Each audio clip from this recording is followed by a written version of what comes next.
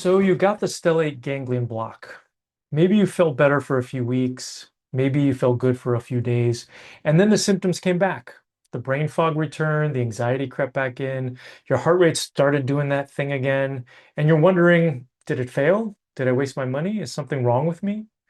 The answer is no. Something specific is happening, and understanding it can help you figure out what to do next. So, welcome back to the Energy MD podcast, where we help you resolve your long COVID and chronic fatigue syndrome naturally so that you can get back to living your best life. I'm Evan Hirsch. So, the stellate ganglion block, or SGB, is one of the most talked about treatments in the long COVID community right now. And for good reason. It helps a lot of people feel better, at least for a while. But I hear from clients every week who had the procedure, felt relief, and then crashed again. If that's you, I want you to know there is a reason and it is fixable. So let's talk about what the stellate ganglion block actually does, because understanding this is the key to understanding why it does not always last.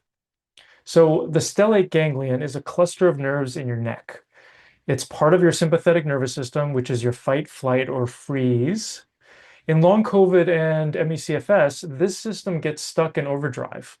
Your body thinks it's in constant danger, your heart rate is too high, your anxiety is too high, your sleep is disrupted, your brain fog happens because your nervous system is too activated for your brain to think clearly. The stellate ganglion block is an injection of anesthetic into that nerve cluster. It temporarily shuts down the sympathetic signal. It's like hitting the reset button on your fight, flight, or freeze response. And for many people, it works. The brain fog lifts, the anxiety drops, the heart rate stabilizes. Some people get their sense of smell back. It can feel like a big difference. A 2026 systematic review called it a promising treatment that generates substantial benefit for many long COVID symptoms. So I'm not here to tell you it does not work. It does for a while. But here's the problem. A 2025 study from Brigham and Women's Hospital looked at 52 patients who received SGB. 56% improved, but only about 14% had lasting relief. That means the vast majority of people who get relief from SGB lose it. The symptoms come back. Why? Because SGB resets the nervous system. It does not fix what made the nervous system dysregulated in the first place. So think of it like this. Your smoke alarm is going off in your house. SGB turns off the alarm. Good. The noise stops, but the fire is still burning in the kitchen. And eventually, the alarm goes off again. In my framework, the fire is the toxic five: heavy metals, chemicals, molds, infections, including the spike protein, and nervous system dysfunction. In my experience, all of us have all of the toxic five to some degree, and we have to address all of them in order to get all the way better. So SGB addresses that last one. It calms the nervous system. But if you have mold colonizing your sinuses and driving inflammation, that inflammation is going to dysregulate your nervous system again. If you have chronic infections like Epstein-Barr or Bartonella or Borrelia reactivating, those infections are going to keep your immune system on high alert, which keeps your sympathetic nervous system on high alert. The SGB resets the nervous system, but the inputs that were driving the system into overdrive are still there. So the system goes back into overdrive. If this is making sense to you and you're interested in learning more about how I address the Toxic 5, head over to fixyourfatigue.com and watch my latest masterclass. So let me give you an example. I had a client, let's call her Jennifer, who came to me after 2 stellate ganglion blocks. The first one gave her about 3 weeks of feeling almost normal. She was super excited. The brain fog cleared, her anxiety dropped, she could sleep, then it all came back. She got a second block. Same thing, 2 weeks of relief, and then a crash. When I assessed her, we found mold in her sinuses and chronic Epstein-Barr reactivation. The mold and the virus were constantly triggering her immune system, which was constantly activating her sympathetic nervous system. The SGB was turning off the alarm, but the mold and the virus were the fire.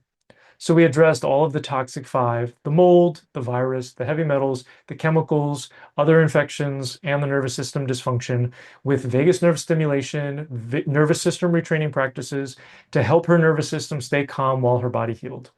Once we addressed all of that, her nervous system stabilized on its own. No more blocks needed. This is why I always tell people SGB can be a valuable tool.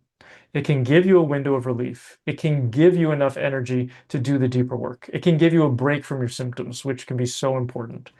but it is not a standalone solution for long COVID or chronic fatigue syndrome because it addresses one of the toxic five, not all five. The key is to address all of them: the nervous system dysfunction, the infections, including the spike protein, the mold, the heavy metals, the chemicals, and to support your nervous system with practices like vagus nerve stimulation and nervous system retraining while you do the deeper work. So if you had a stellate ganglion block and it did not last, do not lose hope.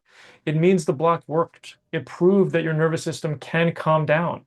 The problem is that something is still triggering it, and that something is one or more of the toxic five. So head over to fixyourfatigue.com, that's fixyourfatigue.com, and watch my free masterclass. I will walk you through how to identify what's still driving your symptoms and how to address all the toxic five so that relief actually lasts. It's free, and hopefully it's the thing that makes all of your treatments finally stick. Thanks so much for watching this episode, and I'll see you in the next one. I hope you learned something on today's podcast. If you did, please share it with your friends and family and leave us a 5-star review on iTunes. It's really helpful for getting this information out to more people who desperately need it. Sharing all the experts I know and love and the powerful tips I have is one of my absolute favorite things to do. Thanks for being part of my community. Just a reminder, this podcast is for educational purposes only and is not a substitute for professional care by a doctor or other qualified medical professional.